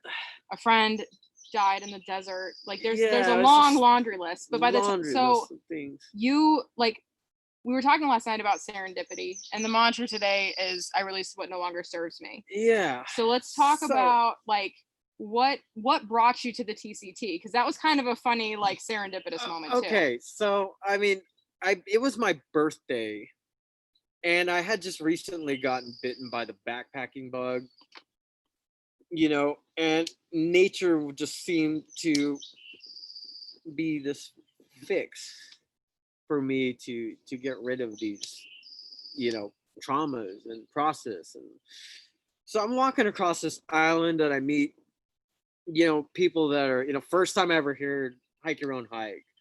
I met people that were supposed to have been in Yosemite. That's how I ended up on the TCT. It was flooding that week in Southern California, and my backpack was ready to go. We canceled our trip to Yosemite, so I said, you know, I'm gonna find something to do, because my backpack's ready to go. So I said, you know what, hiking Catalina seems like an awfully good idea. So throughout this hike, I probably met more trail angels, like this random family I met at the port before I even started. They were interested in why I had this huge backpack, and I said, "Oh, I'm gonna hike the TCT." And you know, the first leg of the trip, I'm just completely grueling. I'm sweating. I was like, "This sucks. It's just a dirt road. You know, why am I here?" And this tour Humvee comes blazing dust up the trail, and lo and behold, it's this family that's sitting way in the back of it, and they say like, "Oh, Hey, we just saw Yeah, you. hey, we just saw you. And it was one of those moments where I'm really questioning what the I'm doing out here. Right. And this family just magically comes along and like, hey, you know what? Hey, here, take with this. And it's just this ice cold bottle of water. I mean, the simplest little gesture in the world. You know, my first trail angel experience, I guess if you want to call it Yeah. that. You know, and then going up the blackjack camp, it's God, you just hate life getting out there. It's the worst. And then you finally make it there. And I keep in mind, Catalina books now it books months and months in advance to get to the premium spots. Yeah. But because it was flooding, I basically I guess everybody had canceled the reservations because I literally had the whole trail to myself. Blackjack, I show up and there's only one other camper there. And this place is creepy, super creepy. And he's already in his tent. So I'm talking to the guy the next morning, a really nice guy. And after our chat, again, the first thing that stuck with me is he said to me, he said, you know what, take your time, hike your own hike. And again, it's just like these little snippets that are that you find up and around the way. And so fast forward to Two Harbors, I finally get there. And I pick up these, I'm at the bar, eating my bison burger. God, you gotta have the bison burger. You are, just like the book, and you're describing all this stuff, and it's like, this is where like you and me starting to connect these dots, reading your book, like, oh my God, why am I reading this like interior monologue? I mean, this whole self-image, I'm trying to process this plethora of madness that's kind of going on. And so I meet this couple at the bar and they're like, hey, you know what? We just finished the TCT. And, I said, we got to find a camp slot. I mean, I had like one of the premier camp slots right there on right on the water in Two Harbors. And I was like, hey, if you don't mind, you can, I'll share my camp slot with with you guys. And so again, Trail Angel moment number 2 is that next morning I'm just about to heat up my coffee and they offered it and said, hey, would you like a Starbucks vanilla latte? I said, what are you talking about? Yeah, thanks. Funny. And they pull I'm out backpacking. What are you talking right. about? So they pull out the bio packet of Starbucks vanilla latte. I'm like, you guys weren't fucking kidding. I was like, I don't mind if I do. And so I've got this last leg to go up and over this gnarly last incline, which God, I can't wait to hike this in September. Right. Yeah. I'm just like, my legs are shot. I mean, I didn't have any blisters, thank God, but Yeah. I've got KT tape all over. I've straining stuff, and I'm just like telling this couple, like, God, I'm down to like my last Advil, and they're like, well, would you like some 800 milligram ibuprofen? And I'm like, yeah, absolutely. They're like, yeah, here to enjoy this with your coffee. And so like, here, let me hook you up with a couple more of these. It'll help you numb the pain a little bit.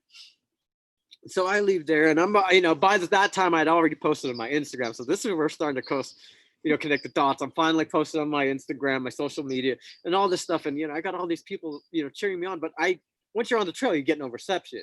Yeah. So I finally get to Parsons Landing, and, you finally get reception again. And that's when I finally, when I'm looking back on my social media, this is the first time I ever got a like on my post from you.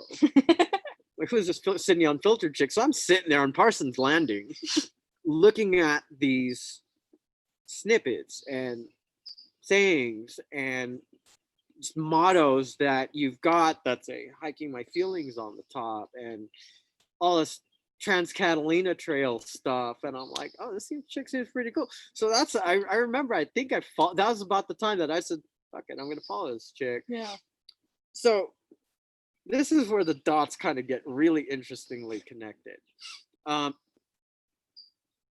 first post that you ever liked of mine, it was on my Instagram, but I shared it on my Facebook. And a friend of mine that I hadn't seen in 13 years. He was actually a friend that I had gone with on my first getaway, like leisurely getaway after May had passed away. It was an 8-day fishing trip. That was the first day I'd actually met him in person. Yeah. And he comments on on that first post that I made, and he says the words, "Shed the things that no longer serve you. Embrace the things that do," as a comment on my Facebook. And I showed you that comment from October 5th, 2018. Yeah. And I thought it was just the funniest thing, because that was one of the few things I absolutely took away from me from that trip. I came to realize that the whole time I had been walking, I didn't understand what was going on, but in reality, I was processing. So other than the random people I met and the little posts on social media, I walked across this island by myself, in silence, absolute silence. And the crazy thing about that is, as we were talking, I came to realize that there was no excuses. I could not bullshit anybody. Especially on not that yourself. I could not Yeah. bullshit myself. So, you're not going to talk about how heavy your backpack is. Oh, my calves are cramping. Oh, my shoes aren't right. Oh, blah, blah, blah. I didn't train hard enough. It's either you're going to do it or you're not. Yeah.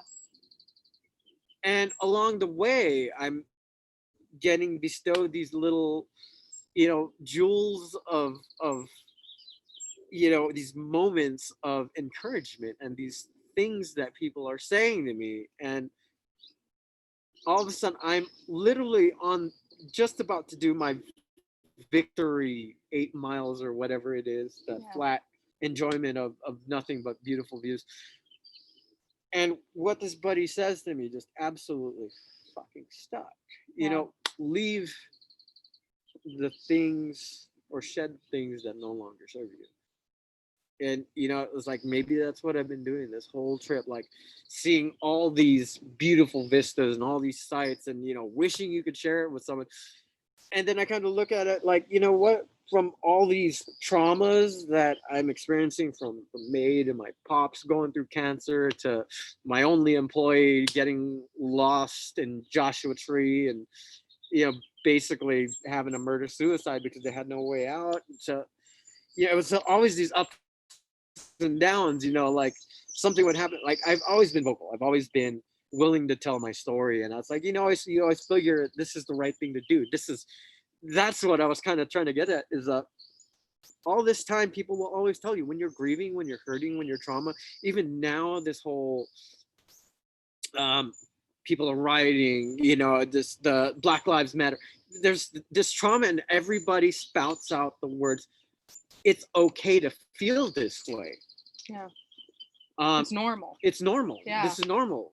So this whole time, I'm going through my personal trauma, and I'm pretty sure a lot of the time that people are going through all this trauma, you're telling yourself, this is normal. It's okay to be fucked up. It's okay to be feeling these feelings, to feel this rage. It's okay to want to riot. It's okay to want to scream out. But during that hike, I came to realize that one thing I was unable to do was process all of those feelings, to really open my ears to it. I always stopped at, this is normal, this is okay. These feelings, this hurt, these emotions, they're on what I'm supposed to be feeling. Yeah. And if people I tell come you to realize that a lot of people stop there. Like, you don't, how do you, it's not necessarily about how do you dig yourself out of the ditch. It's how do you embrace those feelings? How do you even leave them behind? How do you shed those feelings that no longer serve you? I mean, how do you you can't you can't shed it until you look it in the eye. Yeah. You can't shed them until you understand and accept that this is going to be a part of you. And they say time heals all things. It's like, yes and no. Yeah. You understand that these scars these traumas are part of you now. Closure. I mean, I was telling you yesterday, this is a Yeah. word that sometimes I absolutely hate. Yeah. I mean, how do you close that? How do you Yeah. close a trauma? How do you close being abused by police? How do Yeah. you know, what everybody's experiencing right now? I mean, I can't. It's hard for me to speak intelligently about being, you know, abused by police. I Yeah. can't. Obviously, I can't speak intelligently about being black.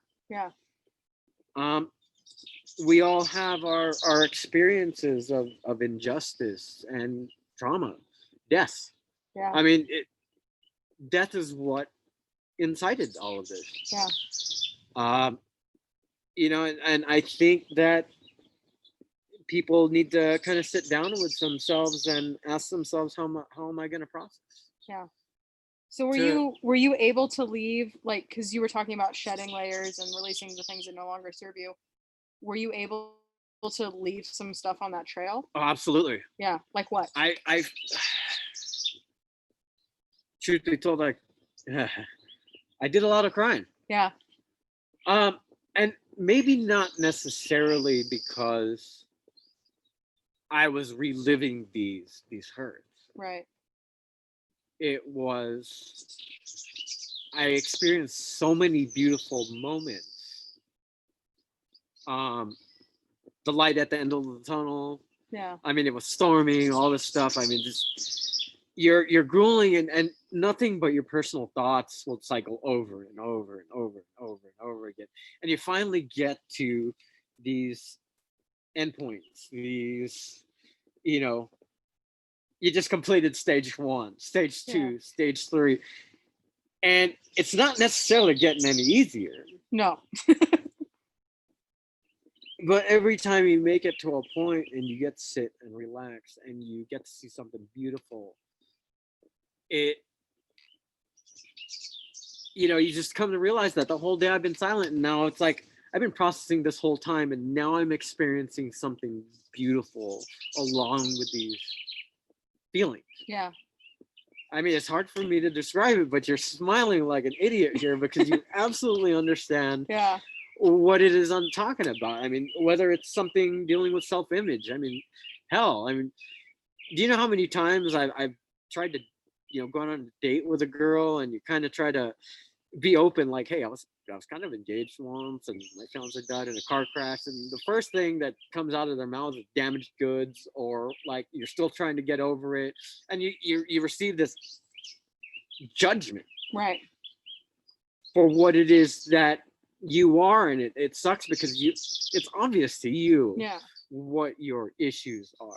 You don't need to tell me how screwed up I am, Right. but it's, you know, it's one of those things that, you know, I'm walking this trail by myself, and I know you know, feeling like, you know, I'm damaged. How am I, you know? Right. But you know, it's accepting, it's processing. It's just how do you? But again, as a result, I've learned how to listen, like really, really, really listen. I mean, I learned how to ask a lot of questions.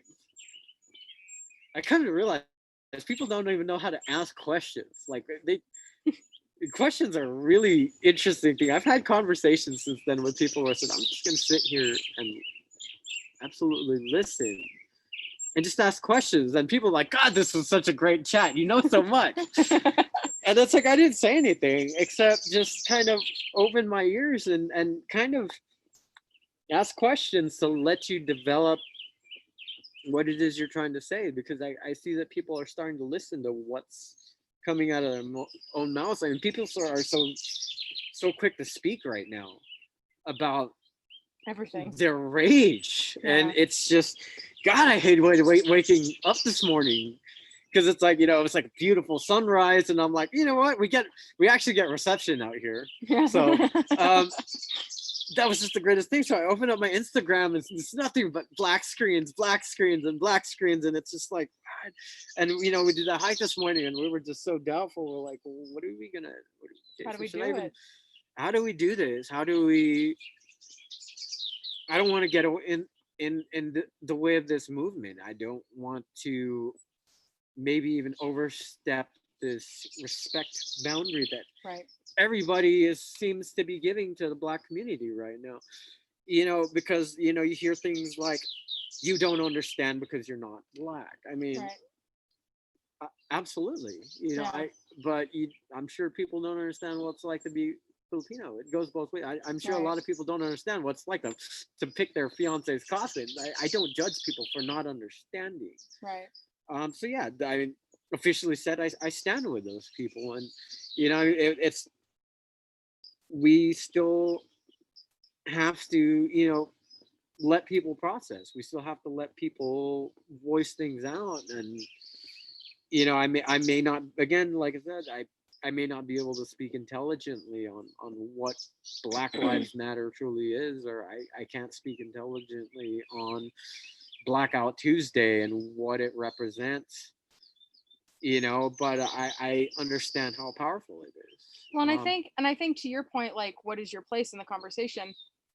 What I see happening around the world, and especially in the United States right now, is just a lot of pain and a lot of trauma. And you Absolutely, have had yeah. experiences where you've been able to process that. So that's a valuable part of this conversation. That's why we keep having the campfire. That's why we Yeah. keep having these conversations and why we keep healing. And to kind of like round things out before we move into the gratitude circle, you and I had a very similar trauma processing response after the initial traumas, which was dive headfirst into career, all the hobbies, all the things, da da da da.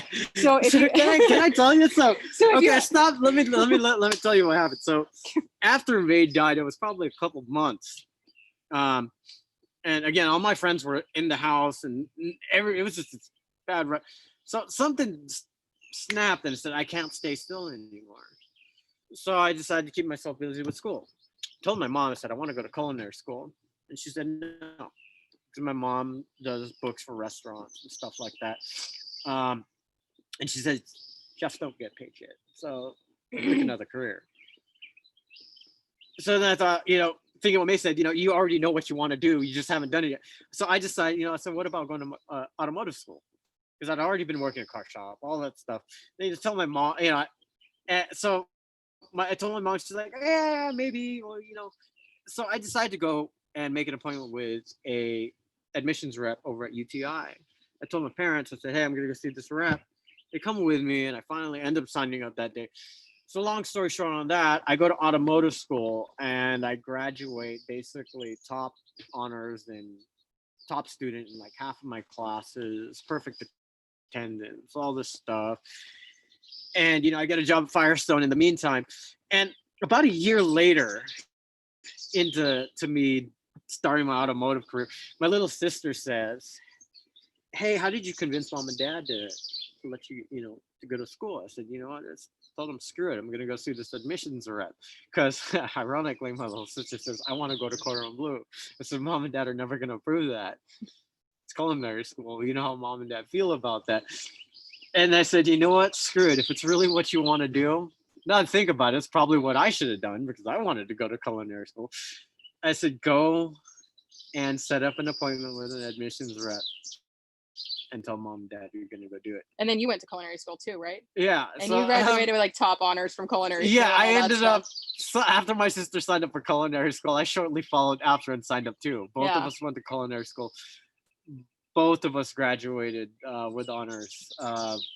Yeah, it was nice graduating with my sister. I mean, I completed 2 schools, being top of my class in less than 3 years, just doing what it is what I want to do. And people ask me like, well, it doesn't make sense. I'm like, oh, it makes absolute sense. It's cars and food. Yeah. What do you want? Who doesn't love that? So if you had to do it again, because we've both been like, get all the hobbies, do all the things, and then we both found nature, like now, would you just, on the next time, because trauma always happens, we can't escape it. So when the next thing happens, are you going to go like get a shit ton of hobbies, or are you going to go for a hike? I have way too many hobbies right now. I don't even know if I can fit any more into what I do. I mean, between the May's death and now, it's been like fishing, paintballing. And God, I used to do airsoft. I fish a lot. I I build stuff in my spare time. I come shoot competitively. God, I mean, all the hiking stuff. God, I'm such a gear freak. You know, the list is just never ending. Yeah. So what are you grateful for? You know what?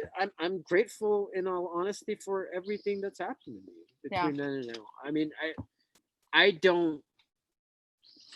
My mom told me ever since, May died, that I basically made this huge 180. Yeah. I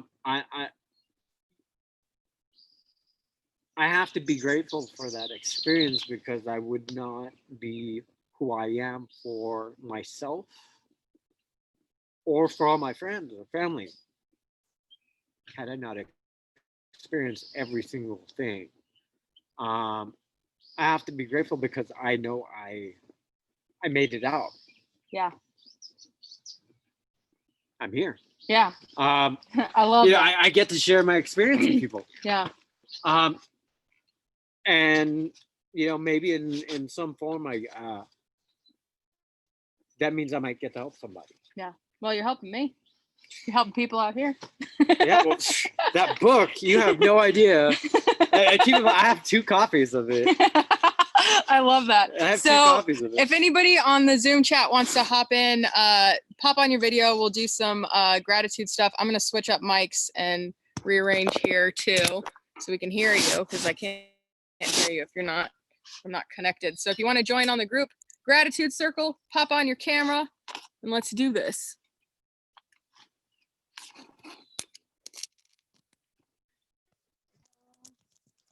All right. Oh, before she hops on it, I've been following the YouTube stream. So if Ross, if you're still watching, what's up, man? Jen, I know you were on there. We're gonna hike this. We're gonna hike this trail together. Yeah. I think my sister's watching. So hey, what's up, Lisa? She has a copy of your book too. Awesome. I love it. Yeah, sis, read the book. Yeah. So just want to send my shout outs first, because I love that. yeah, I love you guys, and thanks for always being around for me. Yeah. All right. So Jen, what are you thankful for today? Actually, let's see if we can just do this. All right. Can you hear us okay? Awesome. It's really nice to hear all the bird chirping in the background while you guys talk. But today I'm peaceful for the people that are peacefully protesting, that are standing up for things that need to be stood up for, and risking their health and their lives and whatever situation that these people are in. They're still stepping outside and taking action. So thanks to them. Perfect. Awesome. Vicky? Today, I am grateful for sleep. And it falls into that category of taking care of yourself. It's sleeping. I'm sure I'm not the only one that sleeping has been hard for lately. And I got some, and it was good. Good. Everybody needs to rest and recharge. Everyone. We are all entitled, and permission is granted to do what you need to do to take care of yourself so you can keep fighting every day. Jess? I'm really thankful. I had something totally different in my mind, but recent scrolling changed my mind. I'm really grateful for people of color understanding and giving compassion and acceptance to people that are standing up and working on being allies or partners or co-conspirators, and understanding that people like myself are really doing the best we can with the limitations of language, the limitations of social media, the limitations of expressing something that maybe I can say for myself, we don't understand the lived experience. And so I'm really thankful for the grace that I'm receiving from people of color when I'm asking to be educated, and when I'm asking to learn more about the subjective experience of what it's like to go through all of this. So I'm very grateful for patience and compassion and understanding that those of us that aren't experiencing this on, as their own lived experience are really doing the best we can to be one. Thank you. Is there anybody else that wants to share what they're thankful for today? Miss Mary, Laura. There's Mary. Hey, girl. Hey. Hi. I just wanted to express gratitude for my kids tonight. They keep me on my toes. They allowing me to kind of see the world through their eyes helps me just process how I'm receiving all these messages and figuring out what it is that we can do to change the world. And thanks to them, I think their perspective really shines a light for me. So just wanted to give gratitude for my kiddos tonight.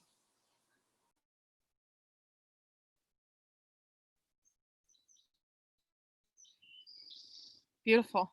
Laura? I'm grateful to have a very sleepy puppy next to me. And that sleepy puppy woke me up in the middle of the night, taking care of me because I had a seizure in the middle of the night. And he's always by my side. Oh, I'm so glad you're, Stress is causing some of the seizures, so. But I'm glad he cares enough about me to watch over me. Yeah. I love that. I'm glad that you have him. Yes. Thank you. Well, thank you guys so much for joining us tonight. If you're watching on YouTube, thanks for being here. I'm going to put up the donation thing one more time for anybody that's joining late, just so you guys have it. These are some of the organizations that would be very appreciative of your resources should you have some to share. And like I mentioned at the beginning, yesterday we found out that there was a peaceful protester in La Mesa, which is just outside of San Diego, a little bit down the road from us here at the ranch. Her name is Leslie, and she was shot in the head point blank with a rubber bullet. She's in the ICU. She was in a coma. She's out of the coma now. But that first link is for Leslie's GoFundMe to help cover medical expenses. And then the rest of the list is in particular around like Black Lives Matter, bailout funds, NAACP,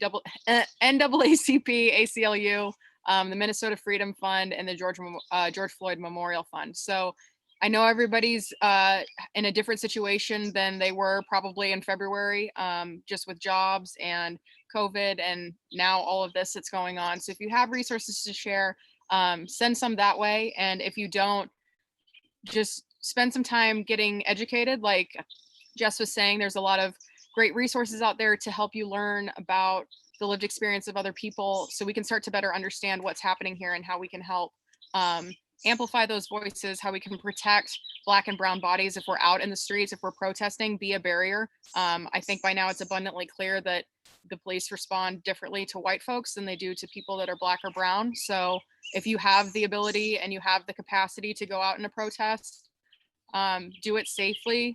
Have a buddy. There's some great resources on ACLU and NAACP for how to protest. Some things that you should keep in mind as far as your safety, having a lawyer's number, knowing like where to go, what to do, who you're with, have a buddy. And if you can, just be a shield, because the reality is the response to a bunch of white protesters who want to go get their hair and nails done while walking around town with AR-15s has been much more peaceful than the response to peaceful protesters who aren't white. So do whatever you need to do to take care of yourself, get educated, listen to the people that are around you, don't question lived experience. That's one of the biggest tenets of learning how to be an ally, is believing people when they tell you how they're being oppressed. We don't know what their life is like. We couldn't possibly, and they don't expect us to know, but they expect us to listen and understand. So let's do that together. And thank you so much for being here tonight. Thank you for all of your energy, for your donations to our organizations. And we look forward to seeing you guys tomorrow night. We have Josh Kelly and Christine Smith. Josh is a progressive political consultant. He lives in Washington, D.C. I met him on our D.C. trip our D.C. stop last year. Christine Smith lives up near Sacramento. She is a policy analyst for the Coalition to End Domestic Violence in California. So we're going to be talking about domestic violence. Josh is a survivor of sexual assault, and he's using his voice to speak up for survivors in the LGBTQ community. And we also have Zion I, who is a conscious rap artist based in Oakland. Jay's excited. And I first became aware of Zion I when he was touring with Revolution a few years ago, and his lyrics just rocked me. And he's been very vocal about what's happening up in Oakland, what's happening around the country. And his whole movement within his musical career is that lyrics matter. And if there's one thing that I've considered in selecting all of the musical guests that we have for this event series is that every single person who's making music that has shown up on this has intentional lyrics. Their music, the music itself, like the sounds are healing. And I'm really excited to chat with Zion I tomorrow about lyrics matter and what it means to be a conscious rap artist and how he's showing up for his community. So thank you so much for being here. Do what you can to get educated, do what you can to take a rest for yourself, and we will see you tomorrow at 5 Pacific. So good night, everybody. Say hi, Barry. And we'll see you guys later. Thanks so much.